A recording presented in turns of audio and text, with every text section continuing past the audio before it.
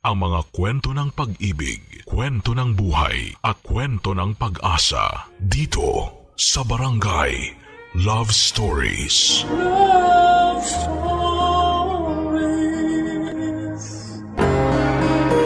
Ang pagtataksil ay laging may kapalit. Hindi man ngayon ay darating ang panahon na ang mundo mismo ang sisingil sa atin sa mga maling desisyon na ginawa natin. Kaya hanggat maaari ay matutong pahalagahan ang tiwala sa atin ng mga tao at lagi nating piliin ang tama kesa sa mali. Ikaw, kabarangay, naniniwala ka bang may karma para sa lahat? Dear Papa Dudut, Save by the Bell. Sa mga katagang yan, iikot ang kwento ko, Papa Dudut. Dahil last minute ay nakaligtas ako mula sa isang buhay na sana'y habang buhay kong pagsisisihan. Bago ko po ikwento sa inyo ang life story ko ay hayaan niyo muna akong magpakilala. Ako po si Misha, 31 years old na sa ngayon at isang sales manager. Bunso ako sa 4 na magkakapatid at lahat kami ay pawang profesional. 2 sa amin ay may sarili ng pamilya. At ako at ang pangatlo kong kapatid na isang lesbian na lamang ang tanging natitira na kasama ng mga magulang ko sa bahay. Sa edad ko noon na 28 ay ramdam ko na ang pressure mula sa mga magulang at mga taong nakapalibot sa akin. Lalo kapag pag-aasawa na ang pinag-uusapan. Ako na lang kasi ang inaantay ng mga magulang ko na magkaroon ng anak kahit na noong mga time na yon ay marami na silang apo. Palibasa ay puro babae kasi ang apo nila, kaya umaasa silang ako ang makapagbibigay sa kanila ng lalaking apo. Ang totoo niyan ay hindi na po bago sa akin ang dating scene. May mga lalaki na rin naman akong nakadate at naging boyfriend kaso ni isa sa kanila ay walang nagtagal na relasyon. Hindi ko po alam kung anong isyo, kung ako ba o kung hindi lang talaga kami itinadhana ng mga lalaking pumapasok sa buhay ko. Dumating ako noon sa point na ako na mismo yung nag-give up. Minsan ay nakakapagod din kasing buksan ang buhay mo sa isang tao. Pagkatiwalaan mo ng buo at ibigay sa kanya ang buong puso mo. Tapos sa huli ay masisira lang naman pala ito. Matagal na panahon na simula noong nagkaroon ako ng karelasyon. At yun ang laging pinapaalala sa akin ng kaibigan kong si Emmy, Papa Dudut.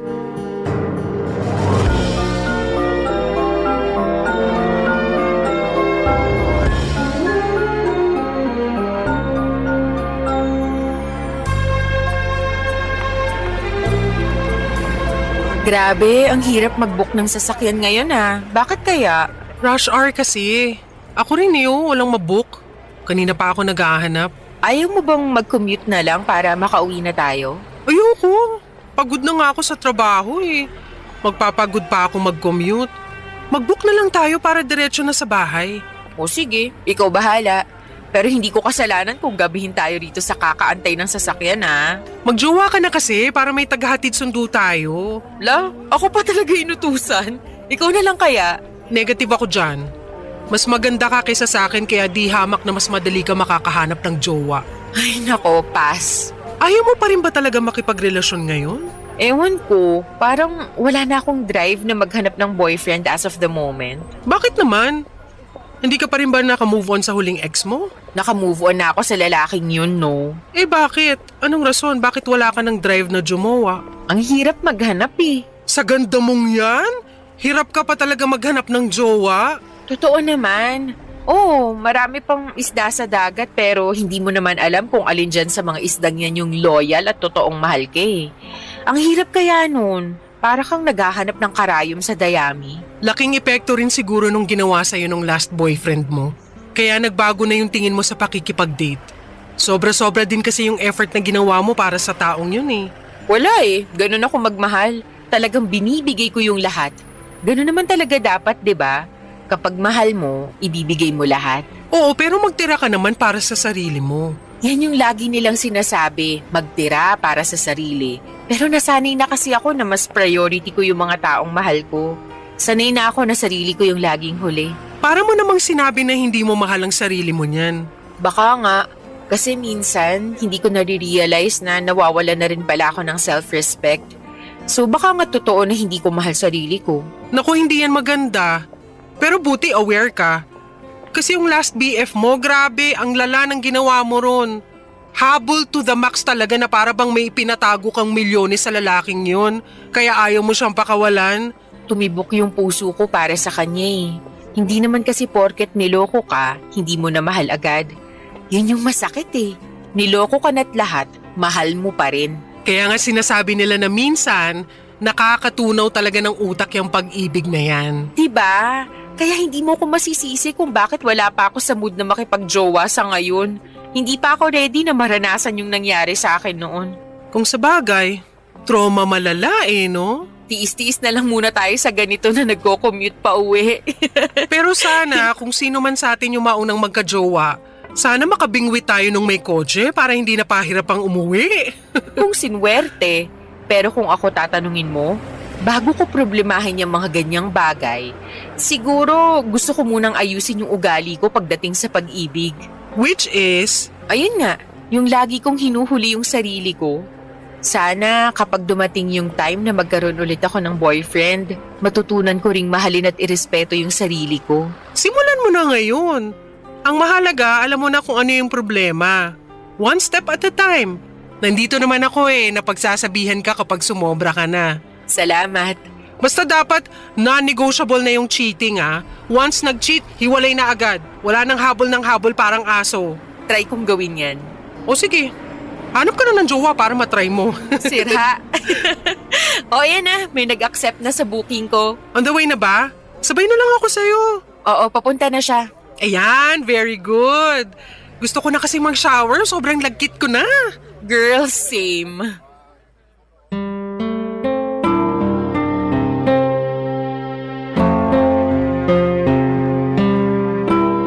Hindi ko alam kung dahil ba na trauma na ako sa mga past relationship ko kaya medyo hirap na akong pumasok sa isang relasyon o dahil masyado ng repetitive at paulit-ulit ang pakikipag-date at nakakasawa na itong gawin. Minsan kasi papadudod ay nakakapagod na rin ang paulit-ulit na pakikipagkilala at pagtitiwala sa mga taong hindi mo naman sigurado kung makakatuluyan mo ba o hindi. Pero katulad nga ng sinabi ni Emmy ay walang mangyayari kung wala akong gagawin. Kaya naman sinubukan ko ulit na makipag-date papadudod. Ayaw ko rin namang tumandang dalaga at habang fresh pa akong tignan ay wala pang wrinkle sa muka ay mas magandang maghanap na ako ng kapareha sa buhay bago pa man mahuli ang lahat. Gumamit ako ng dating app papadudod para makakilala ng mga bagong tao na maaaring maging parte ng buhay ko. Mahirap makahanap ng totoong pag-ibig sa mga dating app. Una ay maraming posters na gumagamit ng peking pictures para makapang catfish. Pangalawa ay may mga nasa app lang para maghanap ng hook-up o makaka one night nila. Pangatlo ay may mga katulad ko naghahanap din ng pag-ibig pero sa kasamaang palad, karaniwan sa mga kanila ay hindi ko ka-compatible. Kung kailan handa na akong i-install ang dating app na yon ay saka naman ako biglang may nakamatch. Na literal na nagmatch talaga kami ng personality.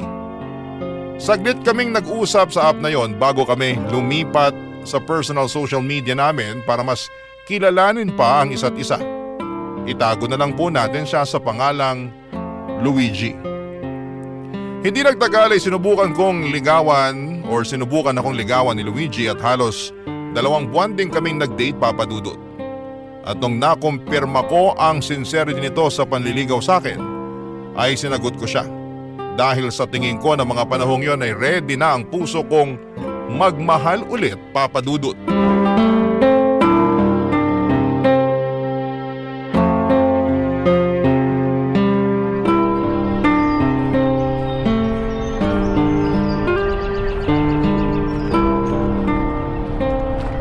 trabaho ngayon?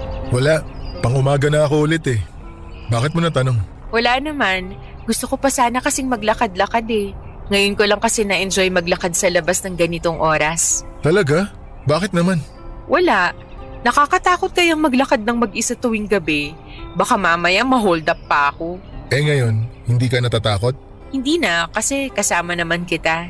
I feel safe at the moment kaya nai-enjoy ko tong ginagawa natin ngayon. Siguro naman, masisave mo ako if ever ma-hold up tayo. Oo naman. Nag-taekwondo class kaya ako nung bata pa ako. Di nga, totoo? Oo, totoo. May free taekwondo class noon sa lugar namin. Sumali ako. Kahit papaano naman siguro marunong pa rin ako sumipa hanggang ngayon. So, bakit naman mas gusto mo maglakad? Ewan ko, nakaka-clear kasi ng utak yung naglalakad ka lang. Yung hindi ka nagmamadali, hindi mo alam kung saan ka pupunta. Romantic tingnan parang sa mga Korean novela. Sige, samahan kita maglakad. Kahit saan pa tayo mapunta. Pero sabihin mo lang kung pagod ka ng maglakad, baka mamaya di mo pala bet tong ginagawa natin. Hindi, okay lang naman. Mas gusto ko nga ito eh. May cardio na agad pagkatapos natin magsanggip kanina. Oo nga pala, nalimutan kong physically active ka pala. Kaya maganda pangangatawan mo eh. Hindi naman, sakto lang. Pero maliban sa physical appearance, mas nangingibabaw para sa akin yung personality mo. Talaga ba? Anong klaseng personality ba meron ako? Marami. Una, napaka-caring mo. Hindi lang sa akin kundi pati sa mga taong nasa paligid mo, kahit hindi mo kakilala. Respectful ka, marunong gumalang sa boundaries ng taong kausap mo. Mahaba ang pasensya mo, tsaka at peace ako kapag nakakausap at nakakasama kita. Para naman akong santo sa description mo. Hindi, totoo nga. Yun yung mga bagay na nagustuhan ko sa'yo. Ikaw rin naman eh. Marami ako nagustuhan sa'yo. Tulad naman ng ano? Sweet ka, good listener, tsaka very accommodating. Hindi ka padalos-dalos sa mga desisyon mo. At alam mo kung ano yung limit mo. Totoo ba? Oo, totoo. Yun lahat yung mga napansin ko sa'yo. Parang hindi naman. May instances kasi ako minsan na kapag nasobrahan, wala ako natitira para sa sarili ko. Kapag nagustuhan ko na kasi yung isang tao, gagawin ko lahat para lang ma-please ko yung taong mahal ko. Medyo may pagka-people pleaser kasi ako eh. Parehas pala tayo eh. May pagka-people pleaser din ako. Syempre sa'yo, expected na yung pagiging pleaser mo. Part yun ng trabaho mo bilang manager eh. Eh ako? As in, hindi ko kayang mag-no sa mga tao basta alam kong kaya ko namang gawin. Minsan dun ka talo kapag hindi ka marunong humindi. Kapag oo ka lang kasi ng oo, na-exploit ng mga tao yung kabaitan mo. Totoo yan. Pero hindi ka naman ganun eh, which is sobrang na-appreciate ko talaga. Alam ko rin naman kasi kung hanggang saan lang yung dapat na tinatanggap ko. Tsaka hindi ako dependent sa tao. Ayoko ng ganun, yung umaasa lang ako sa partner ko. What if itry na natin? Ano ibig mo sabihin try natin? Na i-level up tong relasyon natin. Teka, sinasagot mo na ba ako? Oo. Sa tingin ko, time na rin para sumubok ulit. Thank you na bigyan mo ako ng chance na papasukin ako sa buhay mo. Naisip ko rin kasi na wala namang mangyayari kung palaging nakataas na lang yung walls ko. Baka mamaya masyado na tong mataas, hindi na ako makapagpapasok ng tao sa buhay ko. Nakita ko naman na sincere ka kaya willing akong ibaba yung walls ko para sa'yo. Huwag ka mag-alala, hindi kita bibiguin.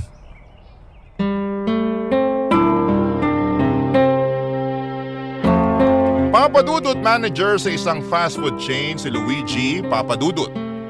Breadwinner siya ng kanilang pamilya kung saan ay may 6 siyang kapatid at bunsong pinag-aaral pa. Dahil mula sa hirap ay very down to earth itong si Luigi.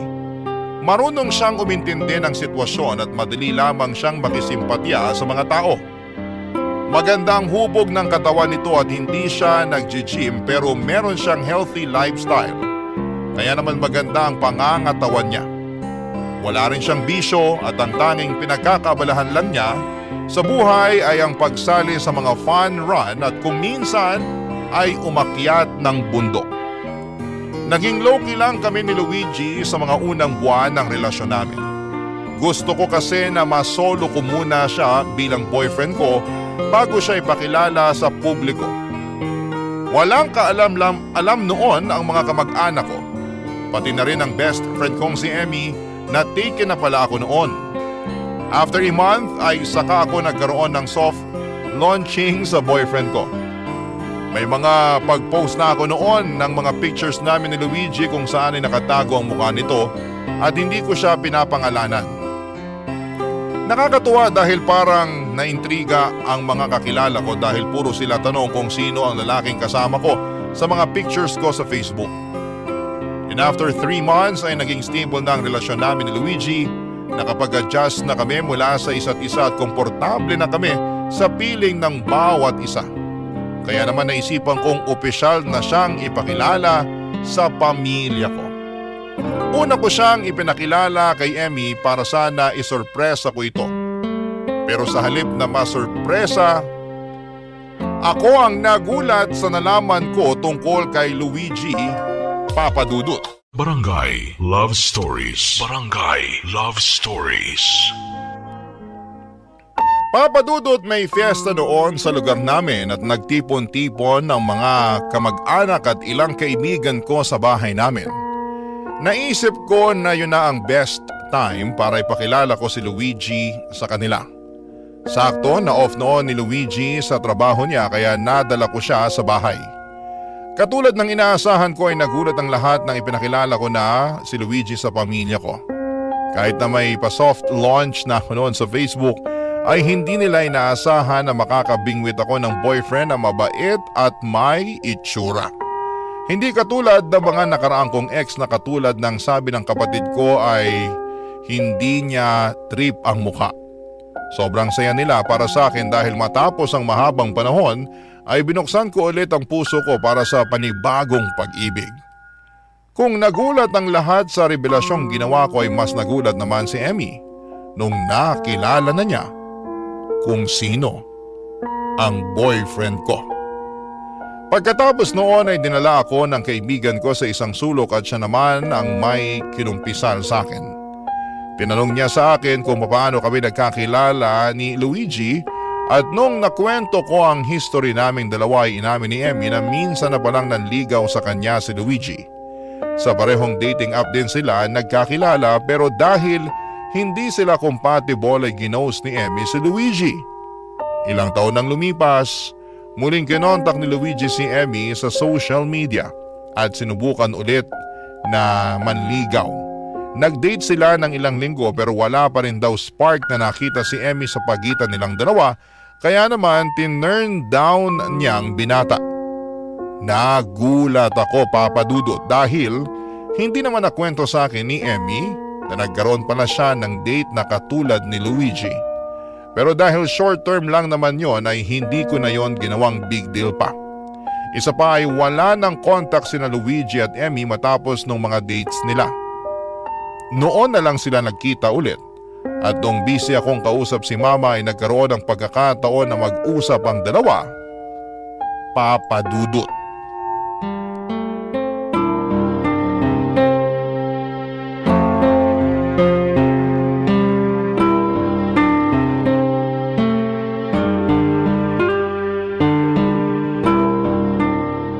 Kumusta ka na?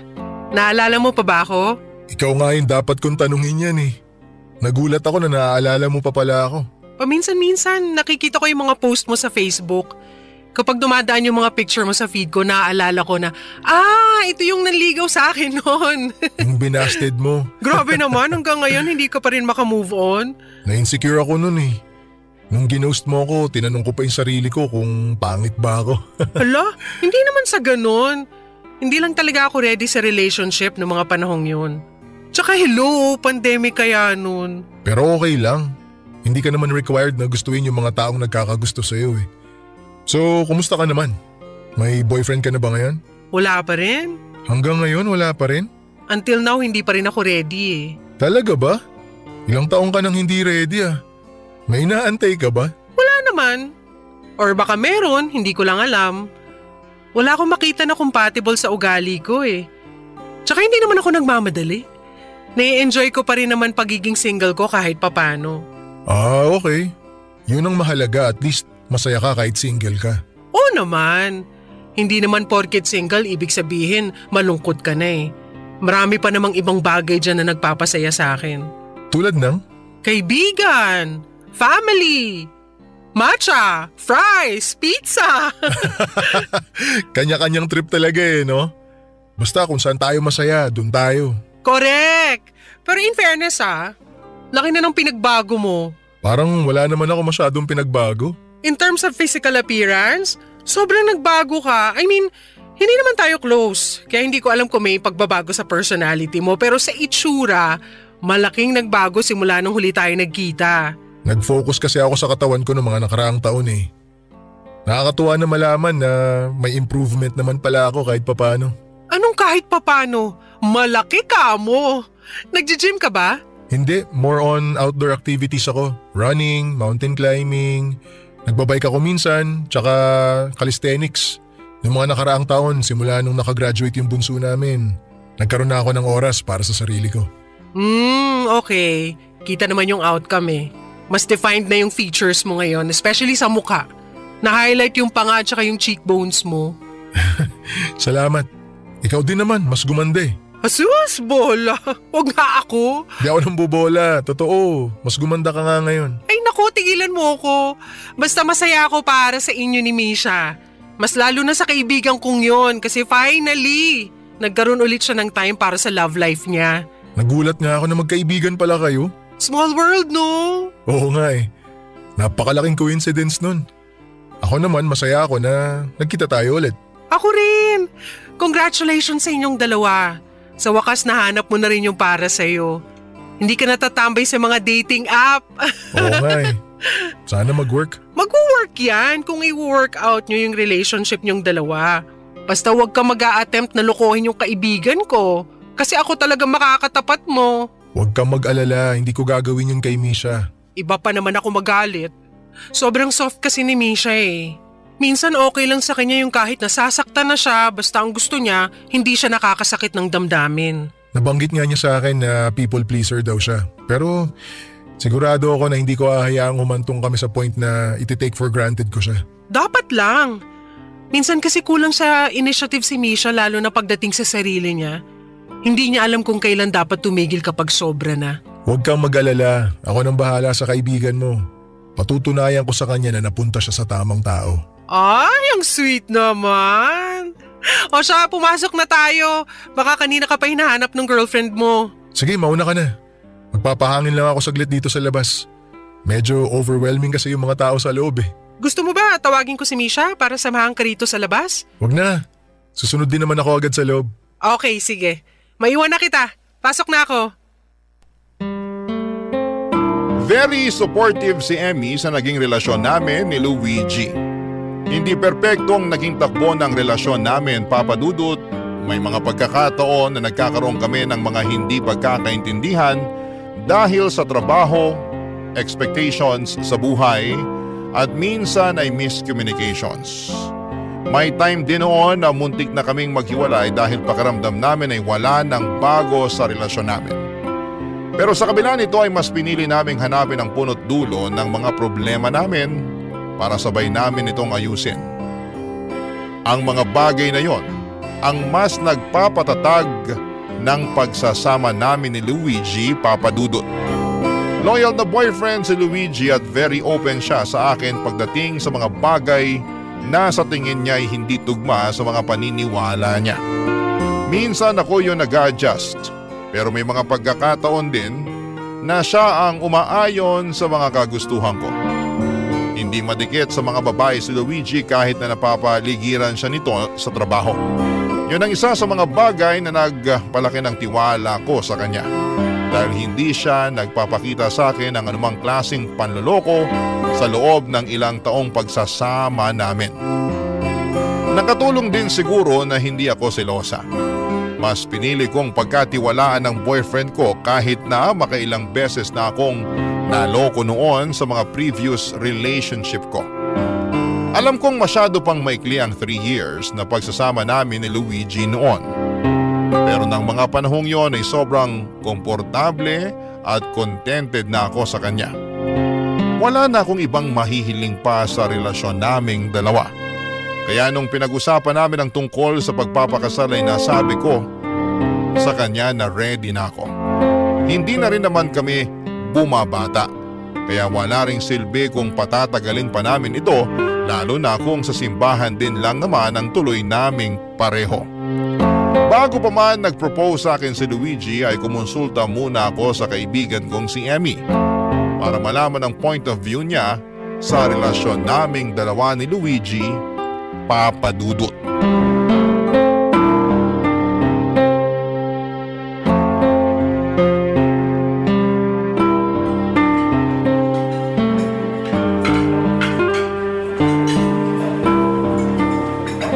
In fairness, ang tagal ko na rin hindi nakakatikim ng bibimbap ha. Nakakabusog nga eh. Hindi pa ako nangangalahati pero parang puno na tong tiyan ko.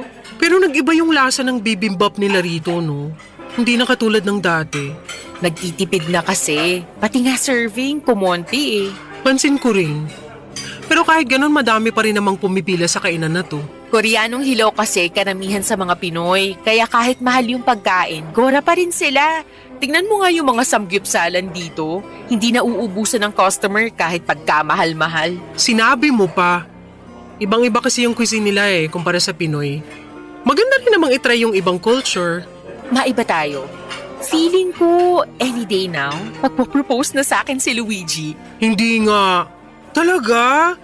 Paano mo naman nasabi? Pansin ko lang sa mga galawan niya. May isang instance pa na nahuli ko siyang nanonood ng mga proposal videos online. Hindi ko sure, baka nga nag-a-assume lang ako. Ewan ko. Nag-usap na ba kayo tungkol sa pagpapakasal? May one time na napag-usapan na namin yung tungkol doon. Parang randomly, napunta lang bigla sa kasal yung topic namin, tapos ayun. Wala naman siyang sinabi or tinanong if handa ka na magpakasal? Natanong niya na sa akin yun. O anong sagot mo? Sabi ko, feeling ko ready naman na ako. Nasa tamang edad na rin kami para magkapamilya eh. Pero hindi ba masyadong maaga? 3 years pa lang kayo ah. Wala naman yan sa tagal ng pagsasama eh. Kung committed na talaga kayo sa isa't isa, 3 years man yan o 10 years, kung sa kasal din lang naman mauuwi ang lahat, ba't hindi pa natin gawin ngayon, di ba? Ay, may point ka. Oo nga. Pero hindi rin kasi biro ang kasal, lalo na't wala pang divorce dito sa Pilipinas. May annulment nga, mahal naman. Maganda yung pag-isipan nyo muna bago kayo sumabak sa ganyang kalaking desisyon. Tandaan mo, nasa huli ang pagsisisi. Bakit? Sa tingin mo ba hindi kami magtatagal ni Luigi? Hindi naman sa ganon. Tsaka wala akong karapatang mag-comment tungkol dyan kasi wala naman akong alam sa pagsasama nyo eh. Kayo mismo ang makakapagsabi niyan. Parang magkapareho naman kami ng iniisip eh. Maging siya naman, ready na raw magpakasal kung sakali. Eh kung pareho naman pala kayong sure, why not? Desisyon niya namang dalawa yan eh. Nakakaloka. Parang kailan lang nag-uusap tayo tungkol sa love life na yan. Tapos ngayon, ikakasal ka na. Gaga, hindi pa sure. Hindi pa nga nagpo-propose si Luigi eh. Gut feeling ko pa lang yun. Kahit na. Congratulations in advance pa rin. Basta, alam mo na wala ka ng ibang pipiliing maid of honor kundi ako lang Syempre naman. Alam mo nakakatuwa. Kasi despite sa naging history namin ni Luigi, hindi naging issue yun sa inyong dalawa. Hindi naman naging kayo eh. Tsaka hello, ikaw mismo nang busted sa tao, kaya alam kong hindi mo siya bet. Na siyang tunay naman. Tsaka wala na sa akin yung interest na Luigi. Nasa iyo na kaya wag mo nang problemahin yung nakaraan namin. Kung tutuusin, wala naman talaga kaming nakaraan. Ginost ko nga, diba? Hindi ko naman pinoproblema yan actually. Natuwa nga ako na inamin nyo agad na may history pala kayo. Tsaka isa pa, nakita ko naman the previous years kung gano'n nyo nire-respeto yung boundary ng isa't isa. Pati na rin yung sa akin. Nasa respeto lang talaga yan sa tao. Marunong akong dumistansya lalo na kapag feeling ko medyo uncomfortable na yung sitwasyon. Ay, kinakabahan ako. Bakit naman? Parang lagi na akong on edge ngayon eh. Lalo na't alam ko na baka mag-propose sa akin si Luigi anytime. Alam mo namang hindi ako mahilig sa mga surprises eh. Alam mo, enjoyin mo na lang yung moment kesa i-overthink mo. Kahit naman anong mangyari, alam naman natin kung anong kalalabasan ng proposal eh. Unless, nagdadalawang isip ka. Hindi naman ako nagdadalawang isip. Hindi ko lang alam kung anong magiging reaction ko once na nag-propose na nga si Luigi. Basta be natural. Huwag mo na yung isipin masyado. Baka mamaya maging scripted pa yung reaksyon mo. Masasayang lang effort ni Luigi. Ay nako, wag na nga nating pag-usapan yan. Nagkaka-anxiety ako eh. Imbis na ma-excite, mas lalo pa akong kinakabahan. Sige na nga, change topic na tayo. Hindi naman ako nagmamadaling magpakasal. Okay lang sa aking maghintay pa ng ilang taon pero ng mga panahong yon. Alam kong anumang araw ay magpo-propose na talaga sa akin si Luigi. Kapansin-pansin na kasi sa mga galawan nitong may tinatago siya.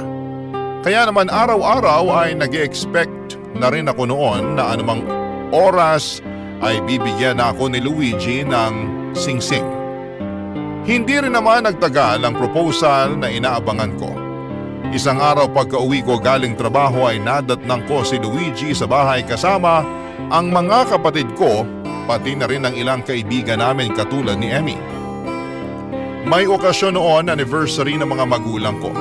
Pero hindi ko inaasahan na magkakaroon ng kaunting salo-salo sa bahay dahil never namang naghanda sila mama at papa kapag anniversary nila. Nagkaroon lang sila ng date sa labas dahil gusto nilang para sa kanilang dalawa lang ang moment na yon. Ganon nila sineselebrate yon. Pero nung time na yon ay pinaghandaan nila ang anniversary nila na siyang kinagulat ko. After ng celebration, isang scavenger hunt ang inanunsyo ni Luigi sa mga bisita. May tinago raw siyang ilang regalo sa bahay na kailangan naming hanapin. Wala pa mang go signal ay isa-isa nang naghanap ng regalo ang mga bisita sa bahay. That moment, inaasahan ko na yun na ang oras na magpo-propose sa akin si Luigi dahil ramdam ko na ang mga bagay na ito. Habang naghahanap, sa kusina ay itinuro ako ni Emmy sa ilalim ng lababo. May nakita raw siyang box doon na may nakalagay na pangalan ko. Excited akong binuksan ito, nag-aakalang singsing na ang nasa loob. Pero pagbukas ko ay nadismaya ako nung isang pares ng hikaw ang nasa loob nito. Pagkalabas ko ng kusina ay nagulat ako noong nakita ko si Luigi sa gitna ng sala na nakaluhod ang isa niyang paa. May hawak itong box at sa loob ng box ay isang singsing.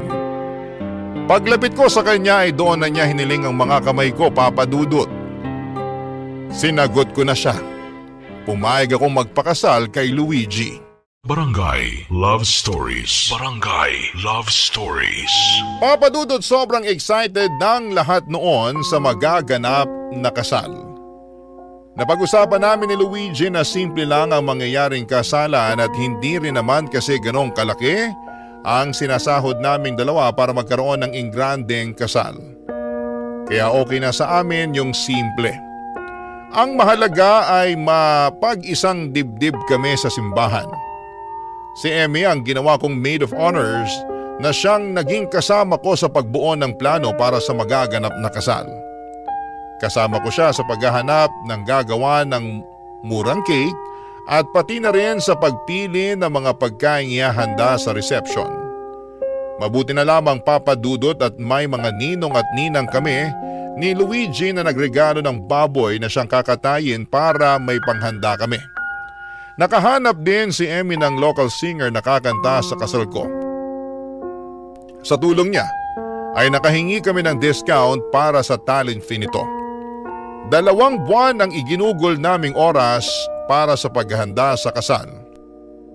Papa Dudut, hindi ko maiwasang makaramdam ng anxiety noon habang binibilang ang mga araw bago ang wedding.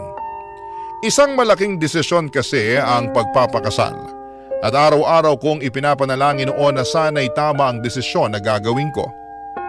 Hindi naman sa pinagdududahan ko ang fiancé ko ng mga panahong yon. May mga pagkakataon lang na makakaramdam ka ng takot sa mga malalaking bagay kung saan ay marirealize mong magbabago na pala ang buhay mo. Sa iba ay cold feet ang tawag nila doon.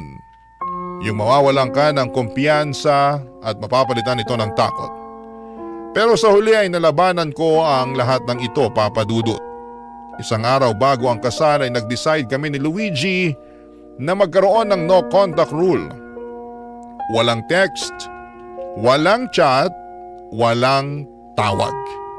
Isang araw ang ibinigay namin sa isa't isa na hindi kami magkikita at magkakausap. Saka na lang ulit kami magkikita sa simbahan na sa araw mismo ng kasal. Nung araw na yon ay nag-beauty rest lamang ako para maging fresh ako kinabukasan. Ang hindi ko alam, may ibang tinatrabaho na pala si Luigi ng araw na yon.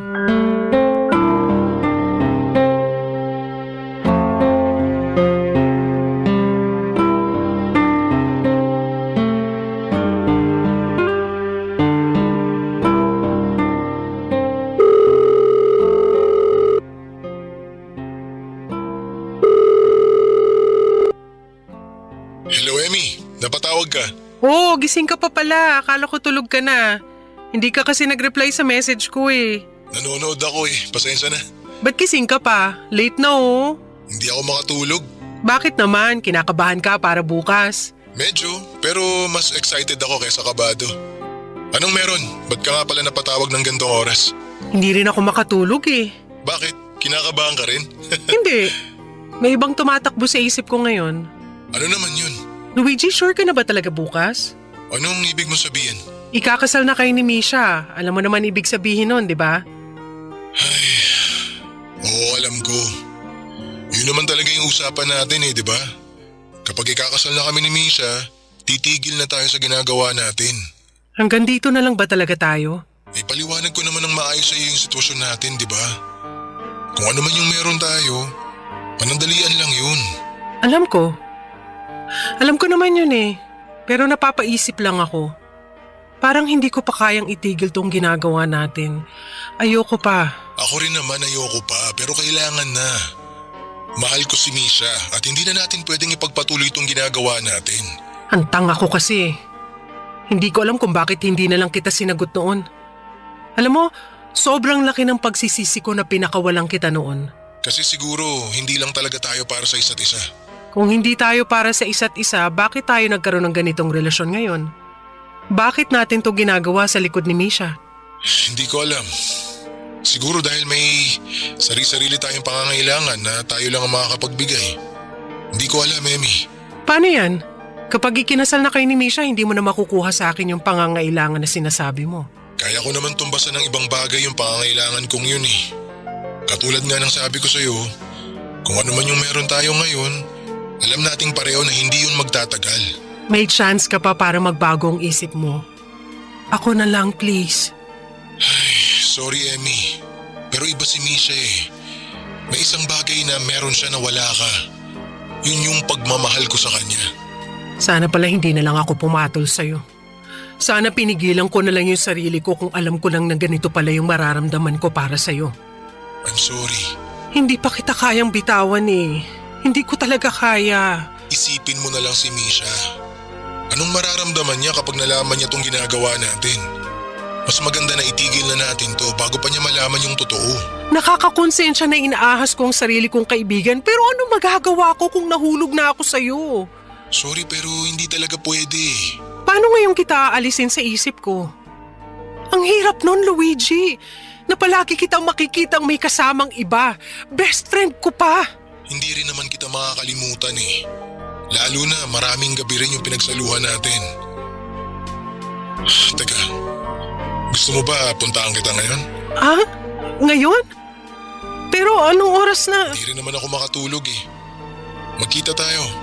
One last time kung gusto mo. Ano to? For closure, ganon? Pagbigyan lang natin yung mga sarili natin. Kahit sa huling pagkakataon.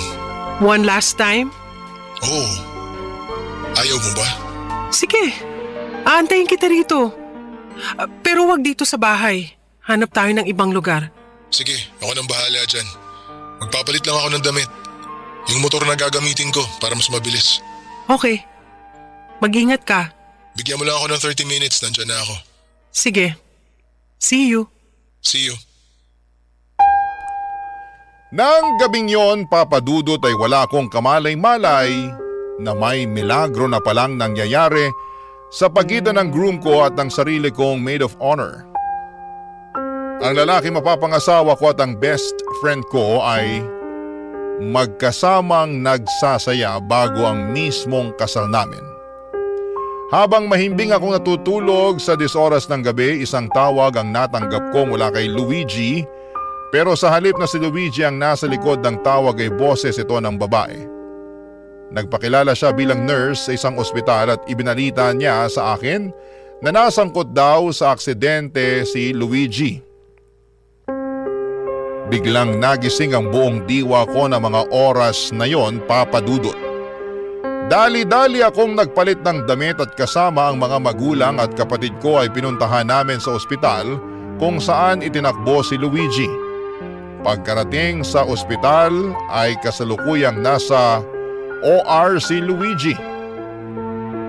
Ang kwento ng pulis na nakausap namin ay naaksidente raw si Luigi sa motor. Sa sobrang lala ng aksidente ay nabali ang kaliwang paa nito dahilan kung bakit kasalukuyan siyang inooperahan. Sobrang nag-worry ako sa kalagayan ng mapapangasawa ko pero nalito ako sa mga sumunod na mga sinabi sa akin ng pulis. Malungkot kasi nitong ibinalita na ang angkas nito ay diniklarang dead on arrival.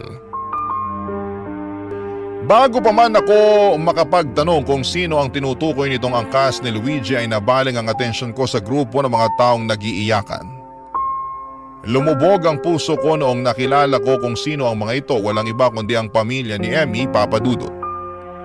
Noong oras na yon ay hindi ko na kailangang tanungin pa kung sino ang kasamang na aksidente ni Luigi. Bigla na lamang nag-flashback sa isipan ko ang confession sa akin noon ni Emmy na minsan na siyang niligawan ni Luigi. Lumubog po ang puso ko, hindi dahil na aksidente ang taong mapapangasawa ko kundi dahil nalaman ko ang totoo na niloloko niya ako sa mismong araw bago ang kasal naming dalawa, Papa Dudut.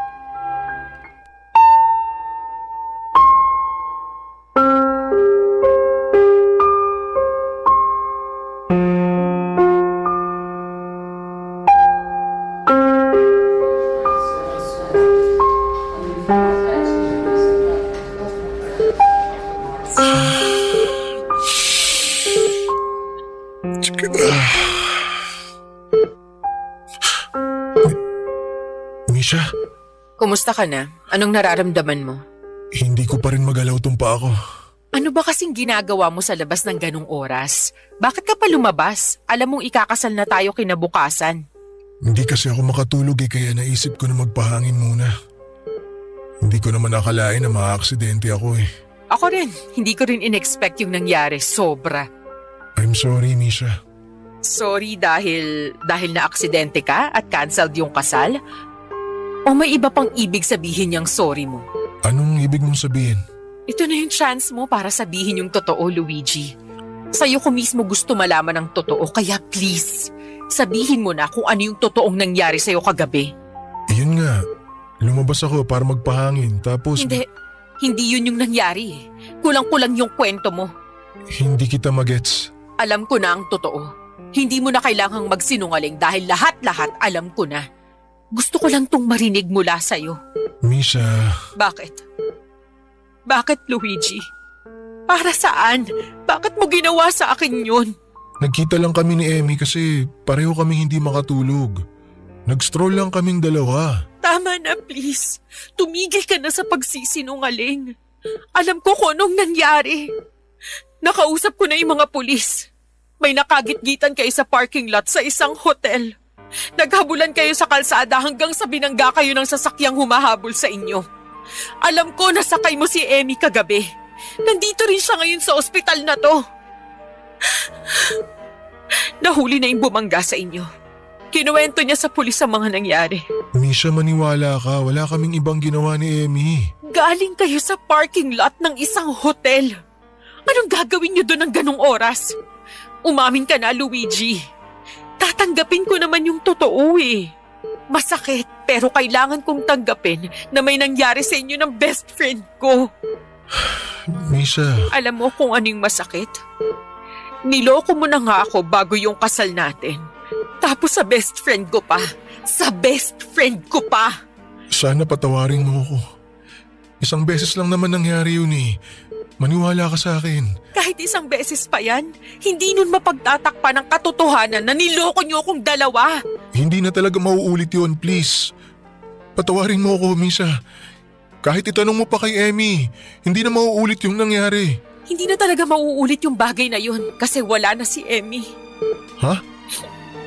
Anong pinagsasabi mo? Paano wala na si Emmy? Patay na siya. Nagulungan siya ng sasakyang humabol sa inyo. Dead on arrival, sabi ng mga pulis. Patay na si Emmy? Alam mo, may isang bagay na laging sinasabi sa akin si Emmy nung nabubuhay pa siya. Mahalin ko raw sarili ko. Dapat matuto daw akong umalis sa isang sitwasyon kung sarili ko na yung nasasaktan. Susundin ko yung mga sinabi niyang yun. Aalis na ako sa relasyong to. Tapos na ako sa paghahabol. Tapos na ako sa pagbibigay ng second chances. Sinira mo na yung tiwala ko. Kaya pagkatapos ng araw na to, wala ka nang maririnig pa mula sa akin. Misha naman, paano yung kasal natin? Ang dami na nating nagastos para sa kasal. Yun talaga yung pinoproblema mo? Yung gastos? Hindi yung panloloko na ginawa mo? Hindi yung fact na patay na si Emmy dahil na-disgrasya kayong dalawa pagkatapos niyo akong lokohin sa mismong gabi bago ang kasal natin? Ang nasa isip mo ngayon yung gastos sa kasal? Wow! Ibang klase! Eh di magpakasal ka mag-isa mo para hindi masayang yung gastos. Magpagaling ka dyan para makapunta ka mag-isa sa kasal mo. Eh hindi yun ang ibig kong sabihin. Please, Misha, hayaan mo muna ako mag-explain. Sobra yung tiwalang binibigay ko sa'yo. Akala ko iba ka. Akala ko ikaw na eh. Hindi mo lang ako sinaktan sa araw mismo ng kasal natin. Sinira mo pa yung pagkakaibigan namin ng best friend ko. Kahit patawarin pa kita sa ginawa mo, iba na ang tingin ko sa'yo, Luigi. Kaya, wala na to. Hindi na natin maisasalba tong relasyon natin. Salamat pero ito na yung huling araw na makikita mo ko. Aalis na ako. Teka, Misha, sandali lang. Mag-usap muna tayo. Misha, please! Puno ng galit ang puso ko nung nalaman ko ang katotohanan. Hindi ko alam kung magagalit ba ako o kung ipagluluksa ko ba. Ang pagkamatay ni Emmy ang tanging tao na itinuturing ko bilang best friend. Sobrang gulong-gulo ng isipan ko noon sa puntong hindi ako lumabas ng bahay ng ilang araw. Nagmukmuk lamang ako habang unti-unting tinatanggap ang mga pangyayari. Hindi ko na muling binisita pa si Luigi sa ospital. Ang huling balita ko sa kanya ay naputulan na raw siya ng paa dahil nagkaroon ng komplikasyon ang nabali nitong paa matapos maimpeksyon. Sa kabilang banda ay hindi ko nagawang dumalaw sa burol ni Emmy dahil na rin sa tampo at galit. Alam kong hindi magandang magalit sa taong na mayapa na pero sobrang sariwa pa kasi ang sakit na nararamdaman ko noon. Ilang linggo ang pinalipas ko bago ako nagkaroon ng lakas na dalawin si Emmy sa sementeryo. Naisip ko na kahit papaano, kahit nagawa niya akong lukohin, ay marami pa rin siyang mga magagandang bagay na nagawa sa buhay ko. Doon din ay sinubukan ko siyang patawarin, papadudot. Sa hindi mabilang na pagkakataon ay muli na namang nawasak ang puso ko. Pero mas tatanggapin ko na lamang ito kesa natuloy ang kasal ko sa isang lalaking hindi ko alam na niloloko na pala ko. Kaya tunay na ang buhay ko ay saved by the bell. Kung hindi nangyari ang aksidente ay hindi ako maliligtas sa isa sanang pamilya na nagsimula sa panloloko. Siguro'y yun na rin ang good karma na natanggap ko bilang isang mabuting tao. Samantalang bad karma naman ang nangyari sa aksidente sa dalawang taong taksil na mas pinili ang pansariling interest para lamang sa tawag ng laman.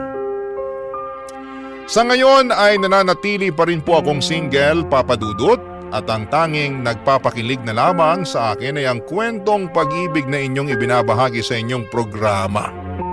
Hindi ko naman tuluyang sinasarado ang pintuan ko para sa panibagong pag-ibig. Umaasa po ako na balang araw sana'y dumating na rin ang tamang taong nakatadhana para sa akin. Hanggang dito na lamang po ang sulat ko at maraming salamat sa pagbasa ng aking liham. Ang inyong forever kapuso at kabarangay, Misha. Kwentuhan naman tayo dito sa comment section. Barangay LS 97.1.